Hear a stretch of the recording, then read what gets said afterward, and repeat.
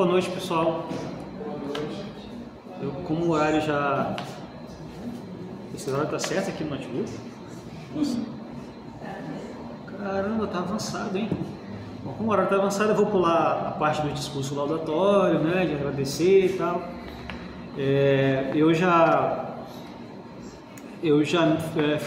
ministrei algumas palestras sobre apologética cristã, né? Na minha época, nas minhas aventuras protestantes, né? Em algumas igrejas. Também já tive experiência com algumas famílias em alguns lugares por onde eu passei aí, em alguns poucos estados aí do Brasil. E o que eu vou trazer para vocês aqui é para mim inédito para mim, né? Porque eu nunca lidei com apologética da forma como eu teria que fazer aqui, me baseando em documentos. Eu estou chamando aqui de documentos, mas envolve uma carta de exortação de São Paulo, né? Do Papa João Paulo II, né? Documento do segundo Concílio Vaticano acerca da apologética e também um material do catecismo, né, da igreja. E como é um trabalho como eu não tenho muita experiência com esses tipos de documentos, né, se algum deles não tiver validade aqui, tá, por favor, pode falar para mim, que eu irei fazer a minha correção aqui mesmo, tá? Bom, até onde eu vi, nenhum deles deixou de ter validade. Bom, o título da palestra, na verdade, ele engloba 3 temas. O primeiro tema é sobre a apologética e como a igreja o que a igreja fala sobre ela, né, acerca da apologética. E o segundo tema é mais algo prático, né, para as pessoas que não sabem por onde começar, né, o que fazer para poder estudar, conhecer mais acerca dos dogmas da fé, conhecer mais acerca do que a Santa e Amada Igreja ensina, né, dos valores que ela nos ensina. Então vou dar aqui algumas dicas de como você vai poder... Não sei porque que não está passando. Era para ter passado aqui. Faltou clicar lá no slide. Então, esse vai ser o nosso itinerário.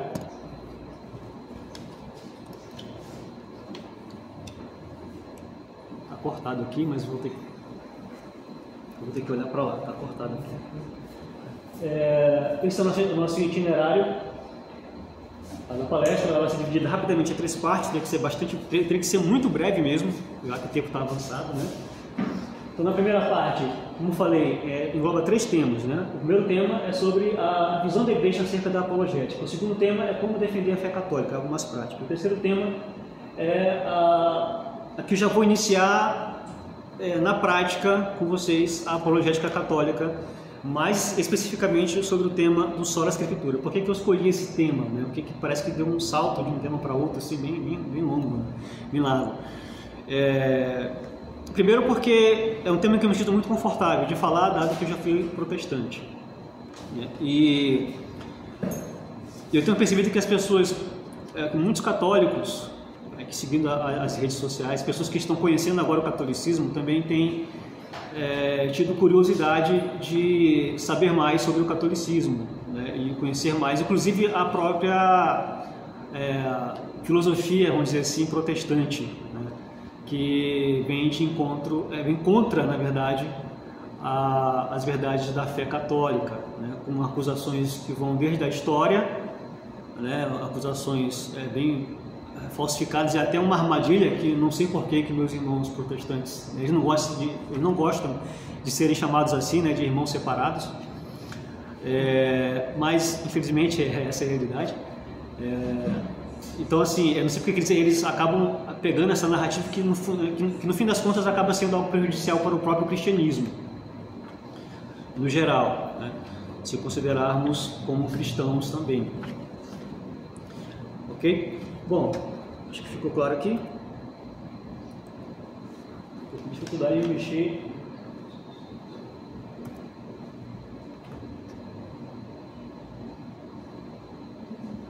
Então, a parte 1, eu vou falar sobre a apologética e a igreja. Antes, eu preciso fazer algumas distinções. Esse microfone está atrapalhando a minha movimentação da mão, mas eu vou usar essa mão.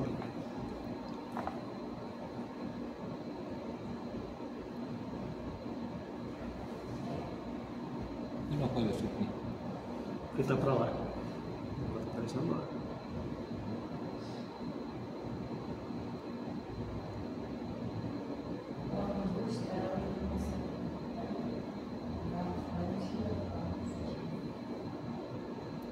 Vai duplicar a tela, mas aí vai aparecer o OBS, né?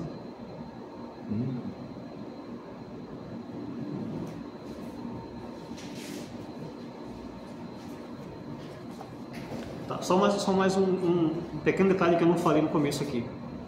Eu também escolhi essa questão da apologética católica relacionada ao Sola Escritura, né? Que relação, como que a Igreja Católica enxerga as Sagradas Escrituras, né? Como que ela lida também com as acusações dos protestantes em relação a isso, tá? Então, porque também, né, dado que tem umas pessoas que até chegam, que me acompanham no Instagram, que fazem muitas perguntas acerca dessas, fazem algumas perguntas acerca dessa questão, tá? Então eu também achei interessante iniciar, e é algo que eu quero fazer um trabalho aqui no apostolado, né, que é ministrar curso sobre a apologética católica relacionada exatamente à perspectiva protestante. Então todos os dogmas católicos eu quero fazer uma abordagem em curso. Tá? Então com esta apresentação de hoje eu vou dar início a isso. Bom, a primeira definição que eu quero fazer antes de falar de como a Igreja Católica, né, como a Santa Igreja encara a apologética, como que ela recebe a apologética, eu quero passar primeiramente duas diferenças importantes sobre esta disciplina, até porque meu objetivo aqui é tirar alguns mitos acerca dessa atividade. Tá? Existem alguns mitos, algumas visões que acabam reduzindo a atividade apologética, que foi muito importante na história do cristianismo, né? Desde os primeiros apóstolos até atualmente, né? Atualmente a apologética ela evoluiu muito no campo da filosofia, né? Inclusive atendendo a critérios acadêmicos na área da filosofia reconhecidos inclusive por ateus, tá? Filósofos de universidades nos Estados Unidos e na Inglaterra também, tá? Então é uma disciplina que ela vem se desenvolvendo com o passar dos séculos. No entanto, é importante uma distinção, tá? Apologética e apologia. Qual é a diferença? Todos nós sabemos que a apologética é defesa, né? Você fala de apologética, só pensa assim, defesa. Uma defesa de quê? A defesa da fé cristã, dos dogmas da fé cristã. Tá. Mas precisamos aprofundar um pouquinho mais isso daí, para que não caímos no reducionismo e que não venhamos a desvalorizar essa atividade. Como algumas pessoas, inclusive católicas, eu tenho conhecido pessoas católicas que acreditam que o Concílio Vaticano II excluiu a apologética, né, o que é falso. Tá? Então, a primeira distinção é que há uma diferença entre a apologia e a apologética. A apologia é uma defesa específica de algum dogma, de alguma verdade da igreja.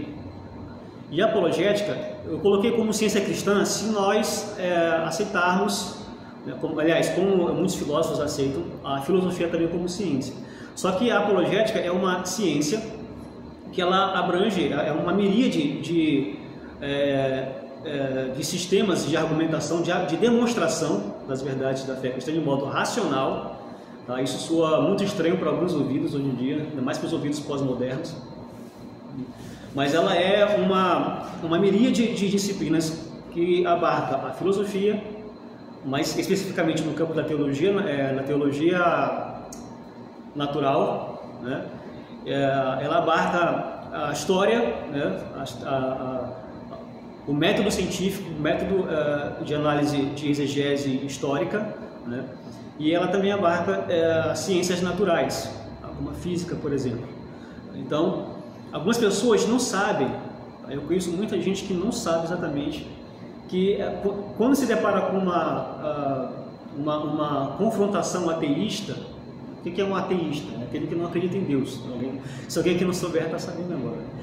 Mas enfim, o ateísta é aquele que não crê em Deus. Então, eu já encontrei jovens, né, e pais também, né, que não sabem, que não têm noção do que já se desenvolveu na apologética. Então, quando eles se deparam com algumas argumentações ateístas, eles ficam bem perdidos e inseguros. Alguns até ficam muito desmotivados. Eu tenho percebido que muitas pessoas têm medo de falar da sua fé, de apresentá-la, seja na universidade, seja entre os conhecidos ou entre os familiares, porque eles não têm um arcabouço argumentativo e não fazem noção do quão inteligente, né, e do quão rígido e, vamos dizer assim, alinhado com as exigências acadêmicas hoje a apologética alcançou, né, o que hoje o cristianismo tem todo esse tesouro no campo da apologética. Então as pessoas ficam meio que inseguras de falar porque tem medo de não ter uma resposta precisa. Por outro lado, também tem aquelas pessoas que só pegam fragmentos de ideias. Então você vê pessoas falando, por exemplo, eu já vi muito isso, pessoas tentar defender o catolicismo com base em fragmentos que ela capta ali nas redes sociais de alguém, etc. E ela não sabe desenrolar uma discussão, uma conversa, um diálogo com alguém, porque ela não tem aquele senso lógico, aquela capacidade argumentativa de observação das falhas internas, ou seja, dentro das ideias, como as ideias estão concatenadas, como as argumentações estão conectando razões e conclusões, e por isso elas se sentem um pouco, e como elas se sentem um pouco retraídas, elas acabam agindo às vezes de modo muito combativo. Então, quando se fala hoje em dia apologética, as pessoas pensam assim, né? Essa é a primeira imagem que vem na cabeça das pessoas. Pessoas discutindo na rede social ou pessoalmente, e xingando a mãe, e xingando, né? E falando seu burro e tal. Né? E isso não é apologética. Tá? Na verdade, eu vou falar mais. Eu estou correndo aqui porque o tempo está muito avançado, né? Mas eu estou até já avançando algumas coisas. Só para mim não me perder aqui, tá? Então, sobre as definições da apologética, existe essa diferença. Então, a apologia é o ato de defender alguma ideia. E a apologética é uma ciência cristã, né, que visa apresentar as razões de credibilidade dos dogmas da fé católica. Então, a apologética ela visa responder a uma pergunta que é essencial: qual é a verdadeira religião? Então, o temperamento do apologeta é aquele de que ele não tem medo de falar que a Igreja Católica é a verdadeira religião e de apresentar as razões objetivas, se possível, de acordo com a capacidade dele, de maneira sistemática, né, as razões de por que a Igreja Católica é a religião verdadeira frente a esse pluralismo religioso que nós temos atualmente no mundo, né? Essa quantidade de religiões que temos hoje no mundo. Então há um temperamento assim, um tanto audacioso do apologeta, né? Bom, deixa eu... Tá aqui. Tá. Antes de tecer mais considerações sobre a apologética, eu preciso falar aqui sobre como a igreja encara a apologética, tá? Então eu peguei aqui do Catecismo um parágrafo 1285, onde está escrito assim: com efeito, pelo sacramento da confirmação, que se eu não estiver errado é o crisma, certo? Os fiéis são vinculados mais perfeitamente à igreja, enriquecidos de força especial do Espírito Santo. Isso aqui é importante, vamos chegar lá na parte do Sola Escritura. E assim, mais estritamente obrigados à fé que, como verdadeiras testemunhas de Cristo, devem difundir e defender tanto por palavras como por obras. Ok? Então, como nós podemos ver aí, o Catecismo da Igreja ensina-nos que no momento que você tem a sua iniciação, né, na igreja, você também adquire a responsabilidade, lógico que a igreja também é flexível em relação a isso, eu vou falar mais sobre isso. A pessoa não sabe ler, ou a pessoa tem dificuldade de leitura, etc. São casos específicos. Mas você assume o compromisso, você recebe essa responsabilidade de ser testemunha fiel, tanto por palavras como por obras. Ou seja, não é só aquela coisa do... o exemplo fala mais que palavras, não. Não há aí uma relação de proporcionalidade, uma maior do que o outro, tá?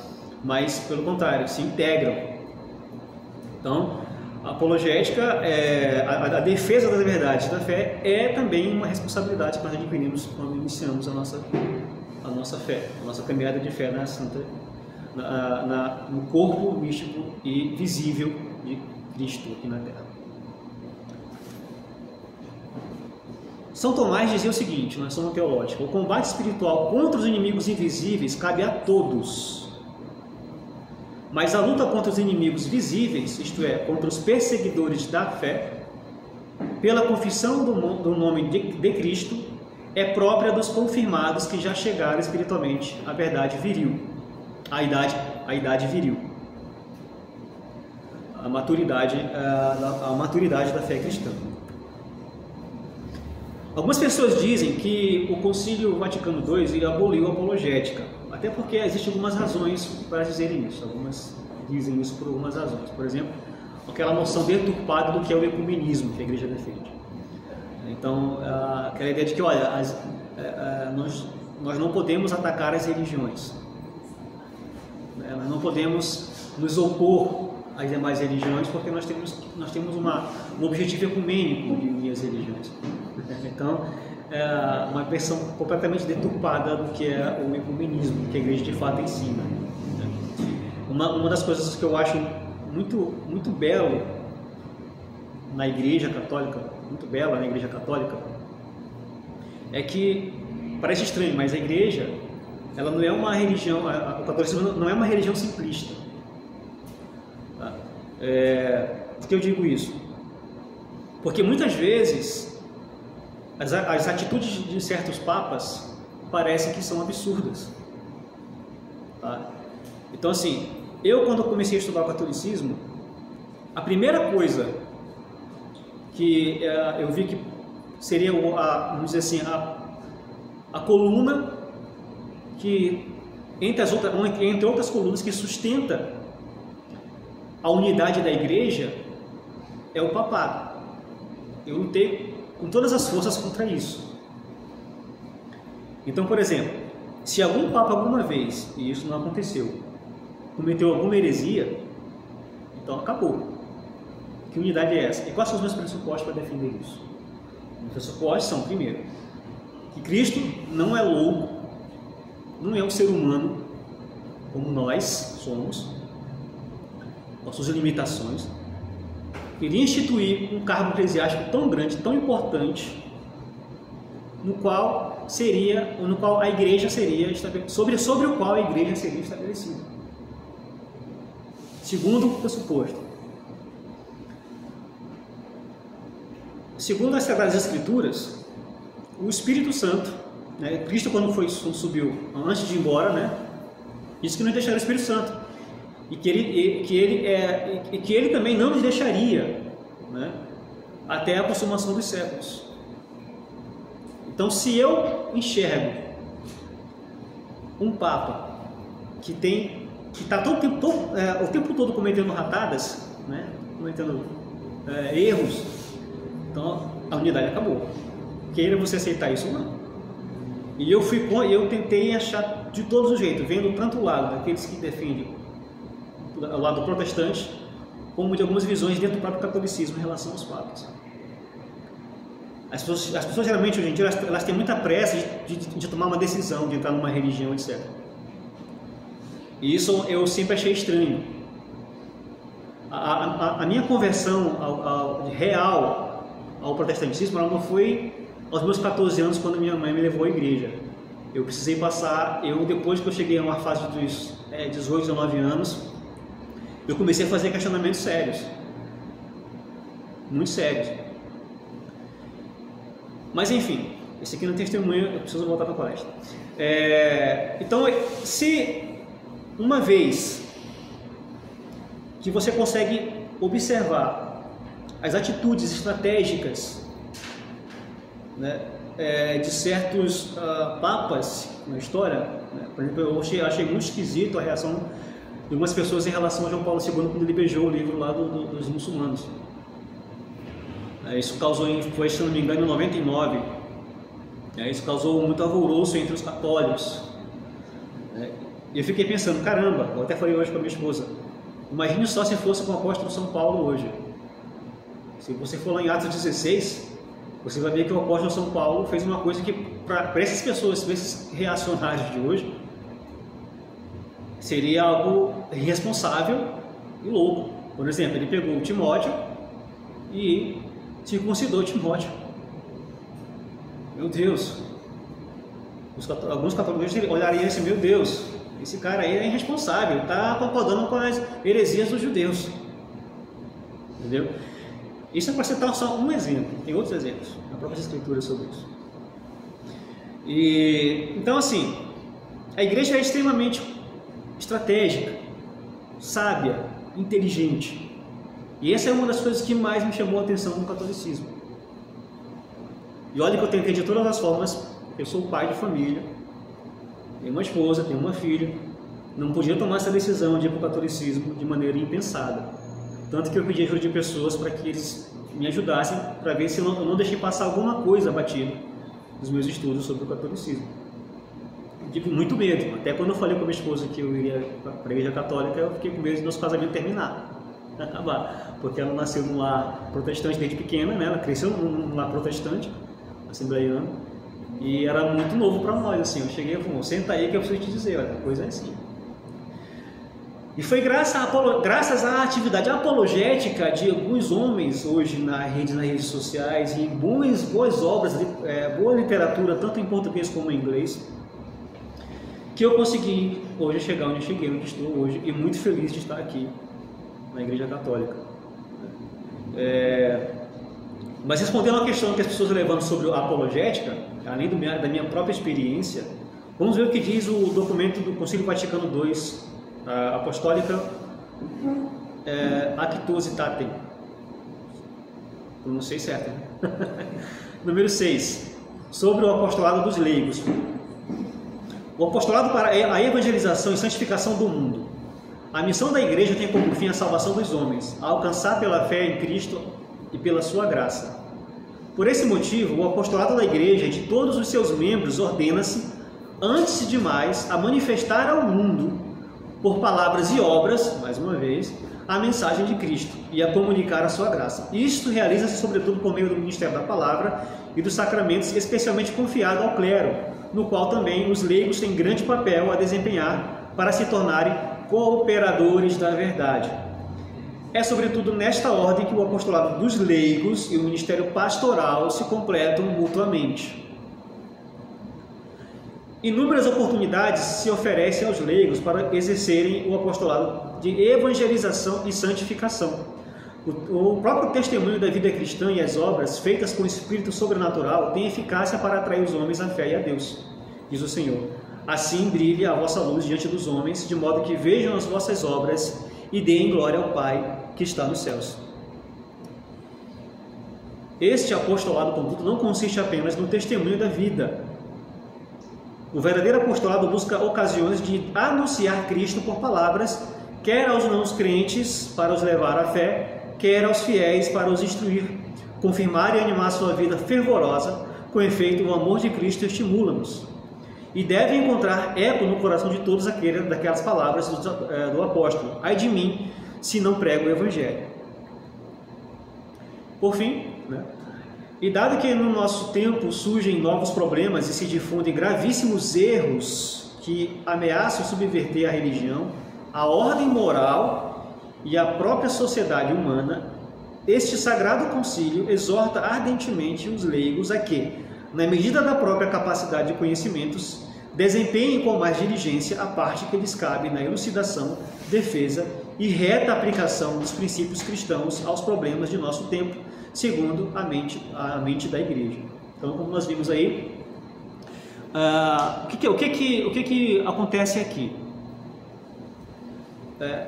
Primeiro que a atividade de defesa, aliás, a atividade apologética, ela está inclusa na atividade de evangelização.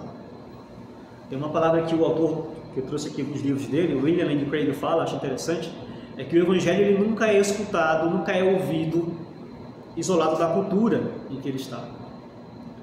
Então ele fala assim, que na Europa, praticamente a Europa inteira praticamente está evangelizada. E isso é um protestante falando, né? Não sei como, não vi uma outra declaração disso no meio católico. Mas eu acredito no que ele diz porque ele é um excelente apologista cristão, um doutor em filosofia. E tem experiência com debates em centros acadêmicos, né? Ele só debate com professores acadêmicos ou quem tem produções literárias na área científica. E ele dá um show, assim, um banho mesmo de lógica, é um baita especialista em lógica e defende a fé cristã com muita perspicácia, com rigor lógico, e é muito respeitado, inclusive, entre ateus. Mas, enfim, então nós vemos aqui que, na verdade, o Concílio Vaticano ele não aboliu a atividade apologética. O que aconteceu foi o seguinte: a apologética, antes do Concílio Vaticano II, era praticada de maneira completamente triunfalista. De modo que não era um diálogo, eram monólogos. Tem uma frase que um rapaz que eu sigo no Instagram fala, um jovem intelectual, que é assim: se ele tivesse começado a estudar o catolicismo, ele era protestante, assim, se eu tivesse começado a estudar o catolicismo por essa literatura antiga, antes do Concílio Vaticano II, eu continuaria no protestantismo. Porque, de fato, se você começa a estudar apologética, se você lê a literatura antes do Concílio Vaticano II, é uma coisa bem esquisita, assim. São bons argumentos, mas é um tanto, assim, combativo, triunfalista, né? Não está interessado em evangelizar, né? Aquele aspecto evangelístico mesmo, ele é nulo. É mais um aspecto de mera defesa calorosa mesmo. E o Concílio Vaticano quis acabar com isso. Então, hoje, o que se faz atualmente, como se enxerga a apologética, exatamente como fala as Sagradas Escrituras. Como diz que nós devemos santificar a Cristo no nosso coração e com temor e com amor justificar a nossa fé a quem perguntar acerca dela, né? Quem pedir justificação acerca da nossa fé.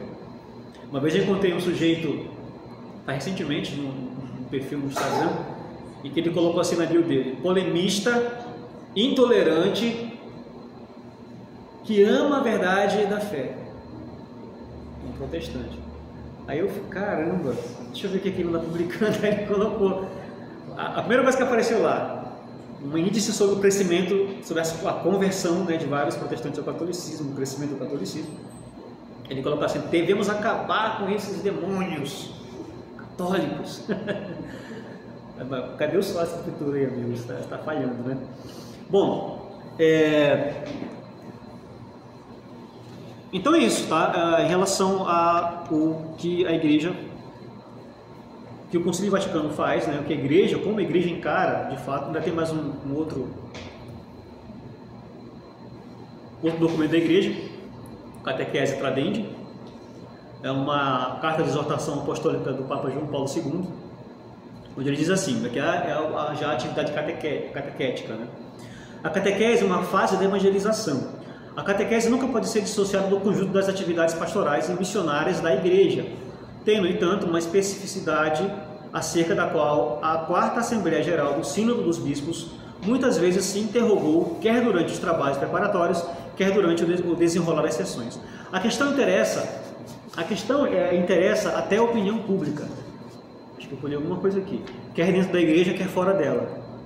Globalmente, pode-se partir da noção de que a catequese é uma educação da fé das crianças, dos jovens e dos adultos a qual compreende especialmente o ensino da doutrina cristã, dado em geral de maneira orgânica e sistemática, com o fim de os iniciar na plenitude da vida cristã. Por esta razão, a catequese, sem se confundir formalmente com eles, anda ligada com certo número de elementos da missão pastoral da Igreja, que tem um aspecto catequético, que preparam a catequese ou que a desenvolvem, como seja, o primeiro anúncio do Evangelho ou pregação missionária pelo querigma, para suscitar a fé. A apologética ou a busca das razões de crer, olha só, a apologética ou a busca das razões de crer também está inclusa na atividade catequética. Experiência da vida cristã, a celebração dos sacramentos, a integração na comunidade eclesial e o testemunho apostólico e missionário. A gente ainda tem mais alguma coisa? Antes de mais nada, convém recordar que entre a catequese e a evangelização não existe separação nem oposição, como também não há identificação pura e simples, mas existem sim relações íntimas de integração e de complementariedade recíproca. Aqui a apologética é tratada no âmbito da catequese também. Bom, nessa primeira parte, alguém tem algo para falar, para objetar ou para tirar dúvidas? Posso seguir? Deixa eu fazer uma distinção para não haver confusão. Quando se fala da inerrância dos papas, da infalibilidade, deve-se ter bem claro que isso, a assistência do Espírito Santo para esse carisma da verdade, ele é em situações muito específicas. Porque se a gente generalizar, você vai perder a fé. Porque você, de fato, vai encontrar papas que falaram heresias. Papas, não foi um, não foi dois, não foi três, o atual é campeão nisso. Só que uma coisa é ele falar como um teólogo particular, como alguém com uma opinião, com uma reflexão dele. Outra coisa é proclamar aquele erro que ele concebeu como um dogma.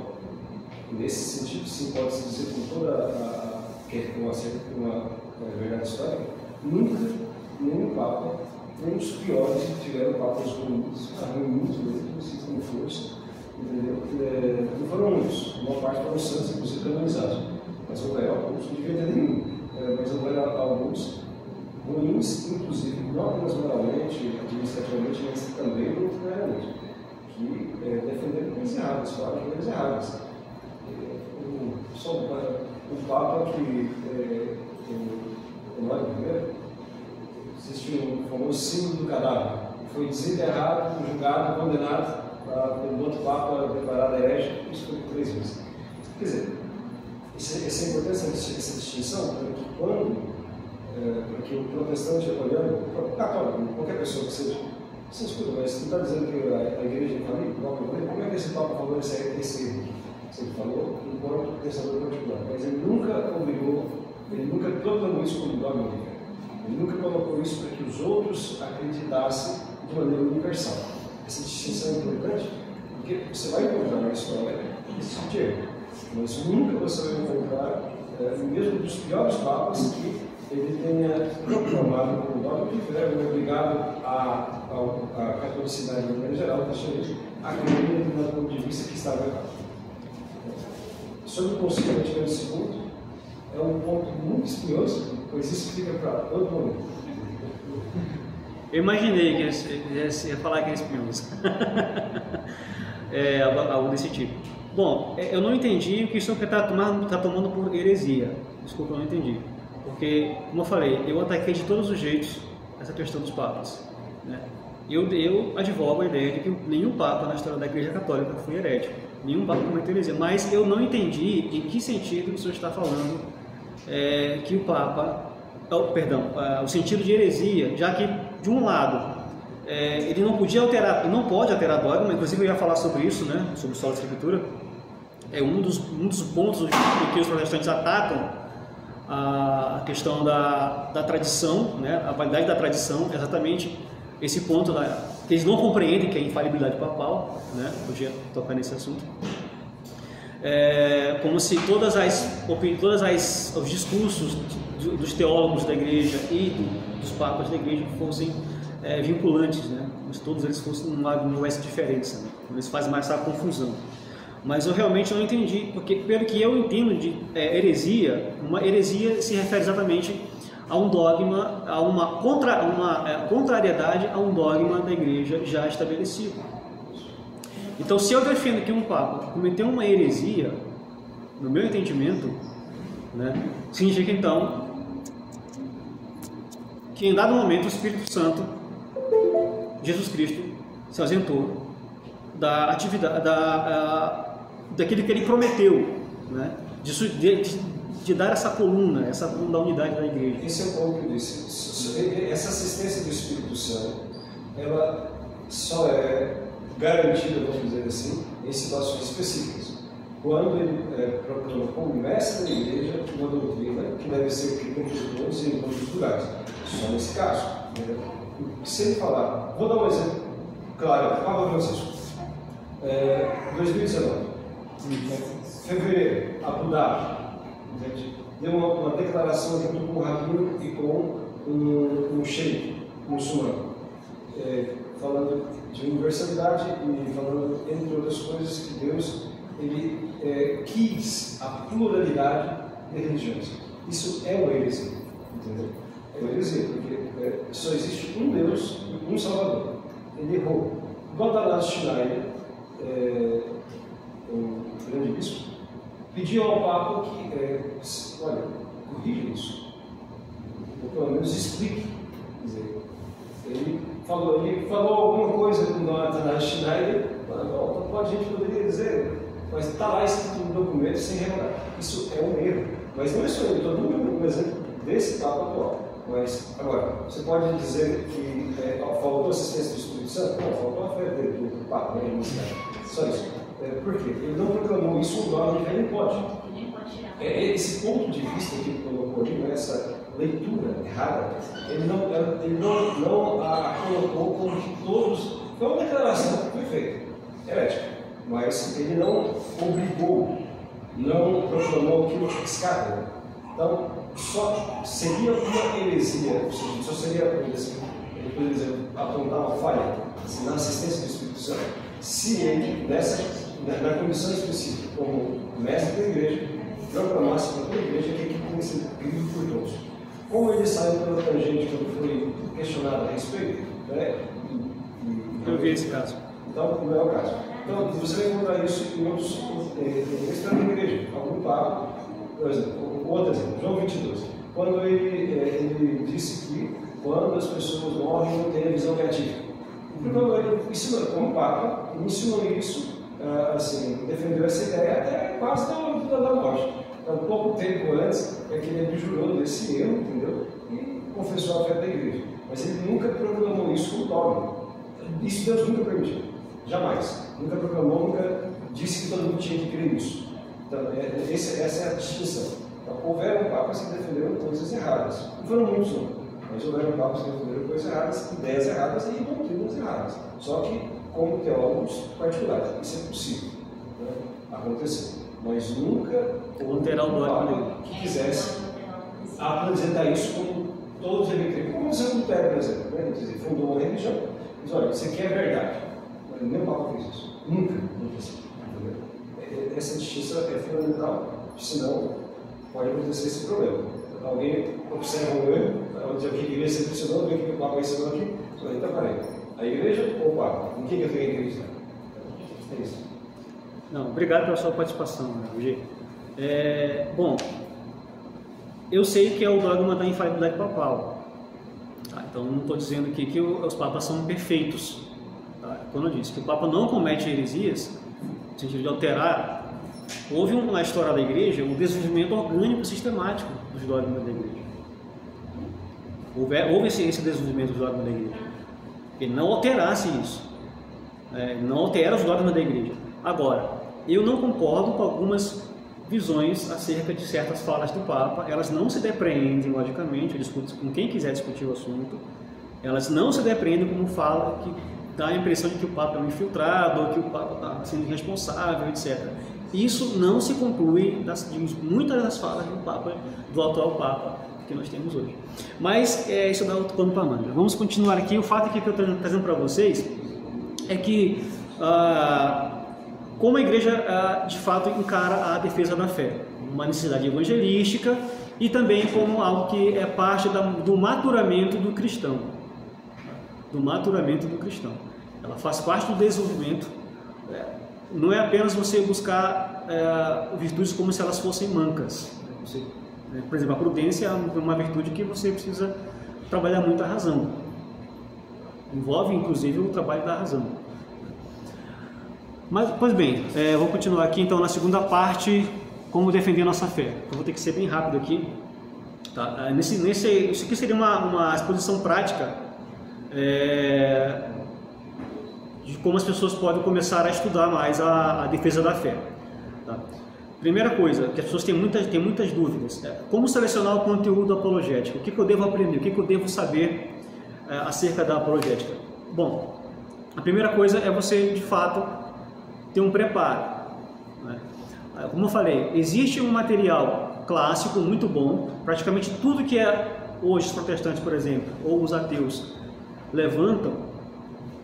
levantaram, algumas das coisas assim, as mais fracas que eles levantaram, já foram respondidas pela Igreja Católica. Outras coisas foram desenvolvidas com o tempo. Como eu falei, a apologética, inclusive, do padre Boulanger, Albert Boulanger, francês. Esse aqui é um livro de apologética católica, excelente, maravilhoso.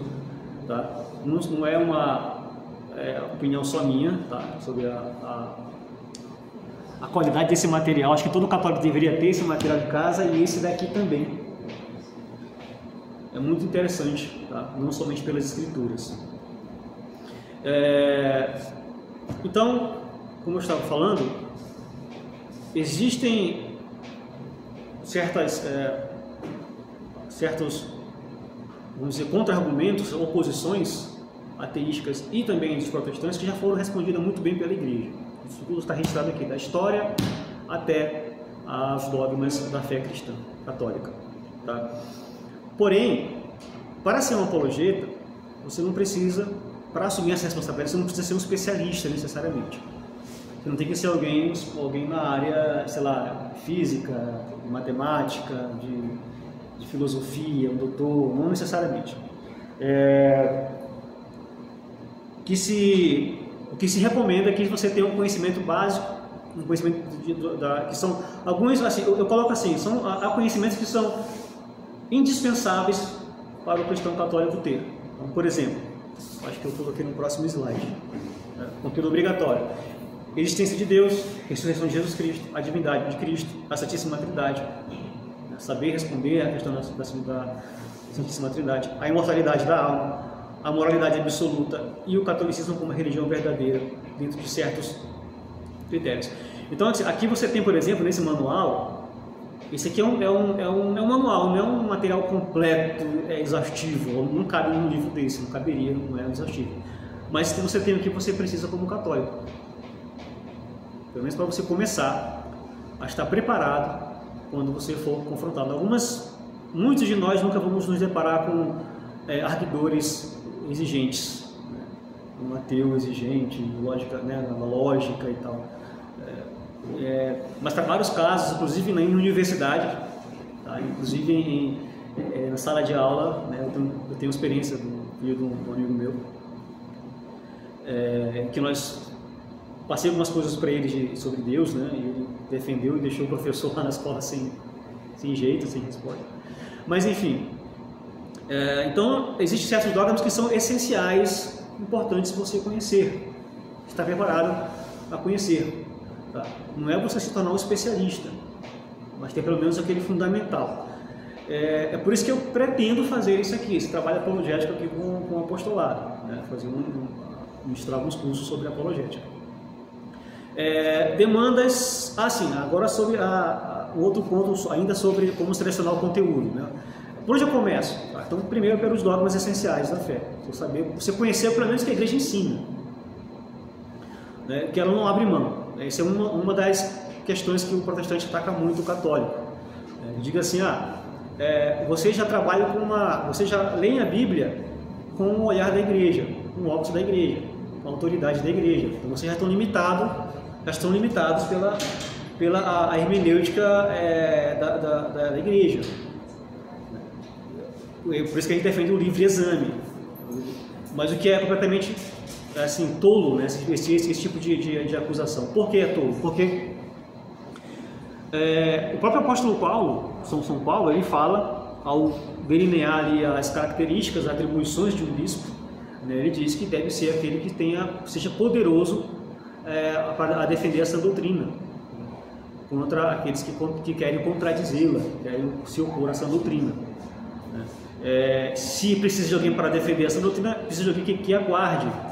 Então, o fato de até as igrejas protestantes, né, cada denominação tem o seu estatuto, né, que visa, pelo menos em tese, doutrinar os seus membros para que eles não falem heresias, no momento falem coisas contra esses estatutos, que contradizem esses estatutos. Então, assim, são como se fossem pequenos Vaticanos denominacionais, entendeu? Só que eles querem insistir que isso é errado, porque nós já lemos com a hermenêutica já predeterminada da igreja. Só que é o seguinte, há muitos assuntos que a igreja não se posiciona. Tem alguns assuntos acerca da salvação que a igreja não se posiciona, outros sim, sobre a salvação. Então, tem vários assuntos que a igreja não fechou, não bateu o martelo. Aí ela deixa aberto para os leigos, para os seus membros discutirem, etc. Mas agora assuntos não, e ela está sendo prudente, isso é correto, né? Bom, então continuando aqui sobre a prática, o que você deve fazer para começar a defender sua fé? Então, ter esse conhecimento dos dogmas essenciais da igreja, tá? E também ver as demandas, a sua realidade. Por exemplo, caramba, eu tenho um parente que, sei lá, é espírita, ou é protestante, ou sei lá, é de alguma outra religião, é um bandista.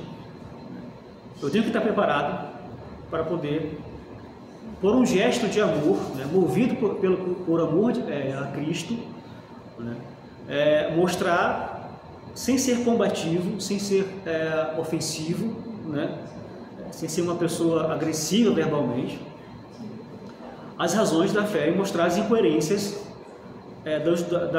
das crenças que são contrárias à fé católica, daqueles que são meus parentes, meus amigos, alguém que eu queira fazer um trabalho, alguém para quem eu olhe e queira realmente trazer a fé católica. Porque você vai encontrar, a não ser que, como acontece, como fala Tomás de Kempis, né? Bem-aventurado aquele a quem na verdade se revelou. Então você precisou buscar por métodos racionais, estudo, mas na verdade se revelou. Mas são casos, são pequenos casos, né? são poucos casos, né? Então, observar as demandas, né, a sua realidade, né, o que te rodeia.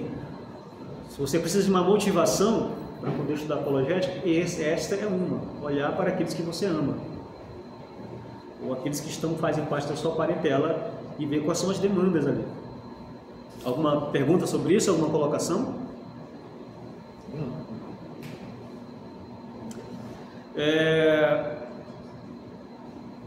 Ainda sobre a apologética ela tem dois objetivos. Como uma ciência, ela tem objeto, ela tem métodos e ela tem um fim. Ela tem objetivos a cumprir. Como toda ciência decente tem, né? Sobre o objetivo é o seguinte, eu vou falar aqui agora sobre objetivos e mitos sobre a apologética. A apologética ela tem a função que chama-se de demonstrativa, ou seja, apresentar as razões de credibilidade da fé católica. E também tem a função defensiva, que é enfrentar os adversários nos seus próprios campos, quando eles se opõem às verdades, os dogmas da Santa Igreja, os dogmas oficiais da Igreja, né? Podemos acrescentar também aqui um terceiro elemento, que é o elemento educativo, a formação do cristão, tá? Como vocês viram ali sobre a catequese, etc. Mito sobre a apologética. A apologética não é... Algumas pessoas pensam que ela não é necessária, o que é um grande engano, né? Como eu falei, eu mesmo me converti pela apologética. Se não fosse o defensor da fé hoje, ainda seria protestante, né? Ocorreu um evento, eu não lembro agora que ano, em que a Sociedade Americana de Ateísmo convidou Lee Strobel. Esse livro aqui, para quem quer começar, uma coisa interessante, para quem quer começar a apologética, esse livro aqui é a leitura obrigatória. É o básico, o basiquinho. Tá? Esse livro virou filme. Tá? Virou filme, conta a história de um jornalista que se converteu à fé cristã protestante, mas deu boas contribuições à apologética.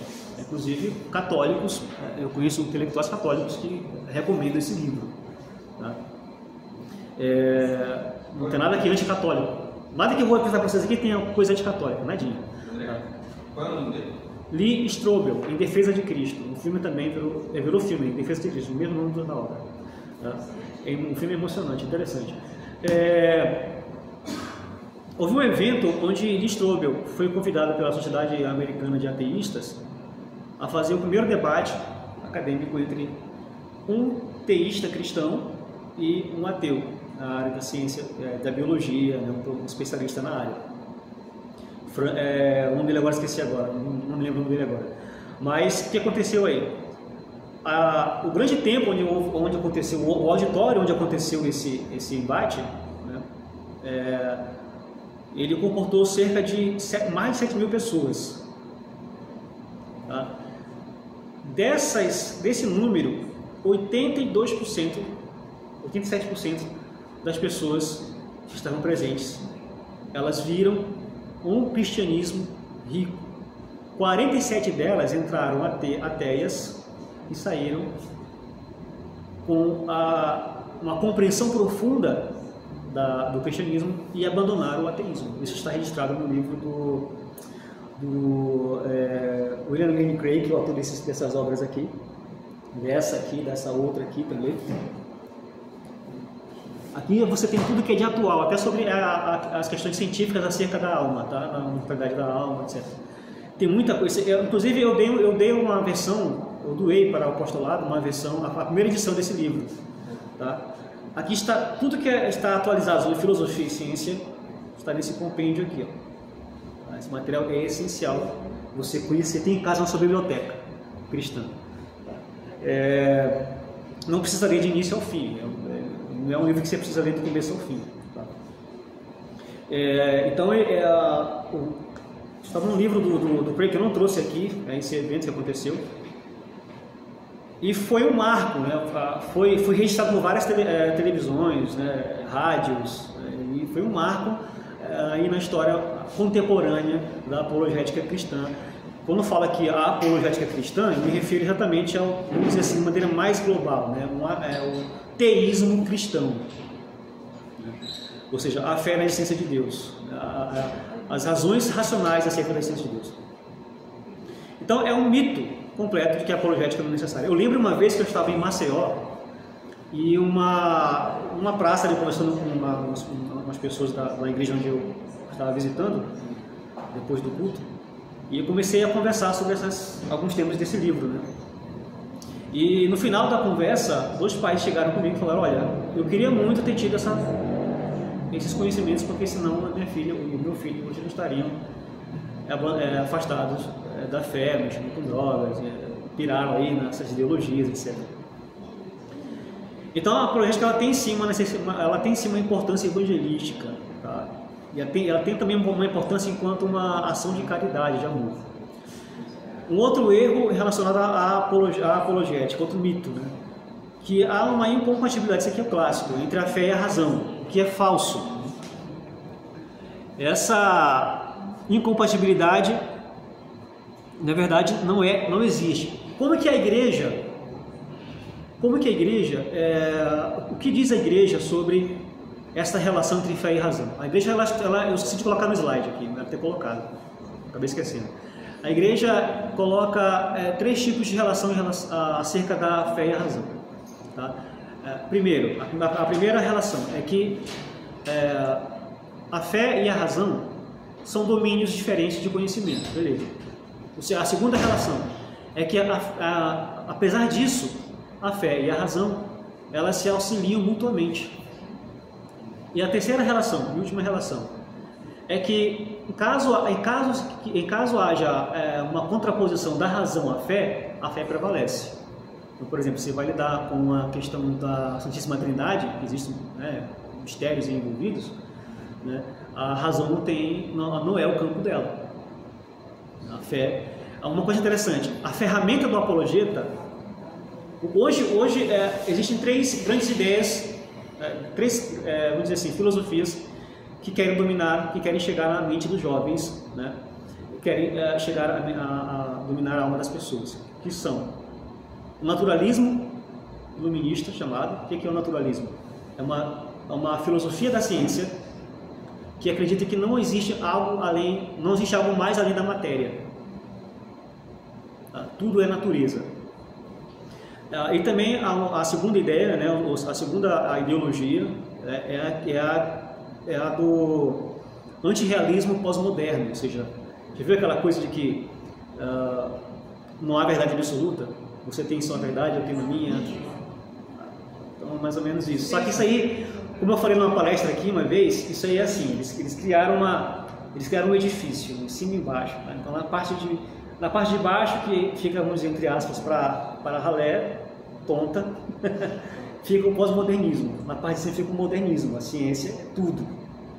Isso nós vimos aí claramente na pandemia, né, como aconteceu. Então, as pessoas hoje elas só são de fato pós-modernas em relação à ética e religião. Mas em relação à ciência elas não são. Então, tem até uma piada que o Craig faz aqui nesse livro, que é assim: a pessoa não é pós-moderna quando ela está diante de uma caixa de remédio, uma caixa de veneno para rato. Ela não vai dizer, essa verdade é relativa. Ela não vai fazer isso, né? Então, a pós-modernidade, na verdade, essa cosmovisão pós-moderna, relativista, absoluta, radical, né, ela, na verdade, vamos dizer assim, é uma roupagem nova do modernismo. O modernismo prega a ideia do naturalismo, da ciência, da tecnologia, né, do tecnicismo, etc. A igreja, então, ela estabelece essas três relações. Tá? Ela diz que a fé e a razão são duas luzes que Deus nos deu, né, para que o homem possa atingir a verdade. Então, elas não são completamente opostas. E elas nem podem ser contraditórias, visto que foi Deus que nos deu.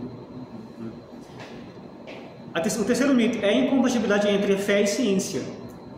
Bom, aqui também há umas farsas dos cientificistas ateus. Né? Por exemplo, igualmente fazem com a gente os protestantes, esses ateus cientificistas fazem a mesma coisa. Falam assim, olha, como vocês têm essas doutrinas que não podem ser verificadas cientificamente, como por exemplo, o nascimento virginal de Cristo, a Santíssima Trindade, um Deus que morreu numa cruz. Né? Essas coisas dependem da fé, porque são mistérios, estão além do que não estão ao alcance da razão. Portanto, a fé e a ciência são incompatíveis. Né? Uma coisa que é muito comum de ver por aí é as pessoas, inclusive ateus, né? Pega algumas passagens da Bíblia, das Escrituras ali, e quer lê-la como se ela fosse um manual de ciência, como se ela estivesse tratando de alguma forma de ciência. É claro que, pelos conhecimentos parcos, né, precários, que os agiógrafos, ou mesmo os próprios personagens ali descritos nas histórias, na narrativa bíblica, tinham na época, com certeza, né, hoje foi desmistificado, né, pela ciência. Mas isso não altera absolutamente nada os artigos de fé, a interpretação, né, das Sagradas Escrituras segundo a igreja. Mais 10 minutos. Tá, então vou fechar aqui. Não vai dar para falar sobre a igreja e a Bíblia, né? Eu vou parar então por essa parte aqui, tá? Então acontece assim: o fato de você ter fé não impede você de ser cientista. Não impede também que você... Como você vai interpretar os dados científicos? Se você parte do pressuposto naturalista, com certeza vai se enquadrar, vai se encaixar aqueles fenômenos nos seus pressupostos naturalistas. Se você parte do pressuposto da cosmovisão cristã, vai se encaixar também. Agora, quem é que está com a verdade? Aí é que está o grande lance. A partir do final da década de 60 e durante a década de 70, né, desenvolveu-se muito a filosofia cristã. De modo que hoje, inclusive isso é reconhecido por muitos ateus acadêmicos, né, doutores, né, reconhecem isso. A exposição filosófica e técnica científica do cristianismo, ela atende de fato a determinados critérios acadêmicos. Ela de fato não é uma coisa de crentes. Estou usando aqui uma linguagem bem simples para vocês entenderem. Tá? Na verdade, o fato de você ser um cristão, né, não impede você ser um cientista em qualquer área, e daí, né, de acordo com os graus de plausibilidades que hoje o cristianismo tem, isso o Craig faz com muita maestria, tá, nos debates. Ele mostra de fato que a fé cristã, o Craig atrai católicos, coptas, anglicanos, inclusive ele fez entrevista com alguns padres, né? Ele usa muito a apologética clássica católica, né? Tá muito presente ali na apologética dele. Mas assim, o que ele demonstra muito bem é que há mais plausibilidade nas razões logicamente apresentadas, racionalmente apresentadas, do que as ideias ateístas, as ideias contra as verdades, essas verdades, vamos dizer assim, verdades ortodoxas da fé cristã. Tanto no campo desses dogmas, como acabei de citar para vocês, da Santíssima Trindade, etc., como também no campo da ética, que também são dogmas, né? Bom, tem um fato interessante, por exemplo, essa questão da Bíblia e a ciência, né? Encontraram no monte, esqueci o nome do monte agora, deixa eu ver se eu pego aqui.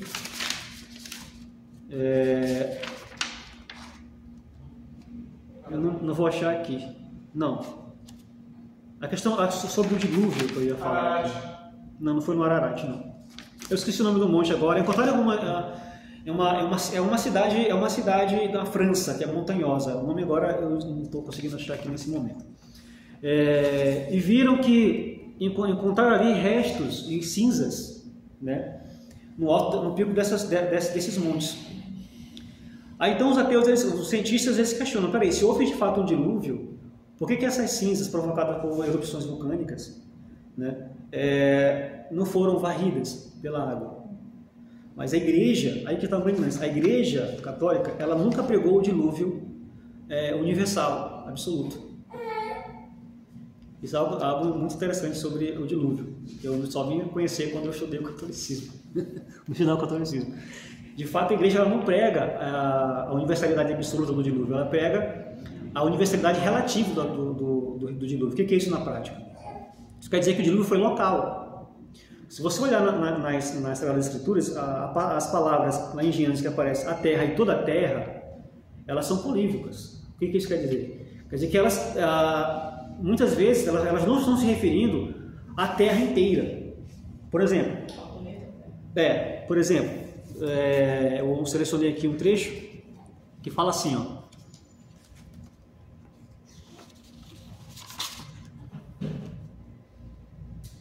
Se você pegar lá em Gênesis 51, meu Deus, as expressões a terra ou mesmo toda a terra não são empregadas em sentido absoluto. Assim, por exemplo, na história de José do Egito, disse que houve fome em toda a terra. Não quer dizer que foi em toda a terra literalmente, né? Mas apenas naquela região habitável.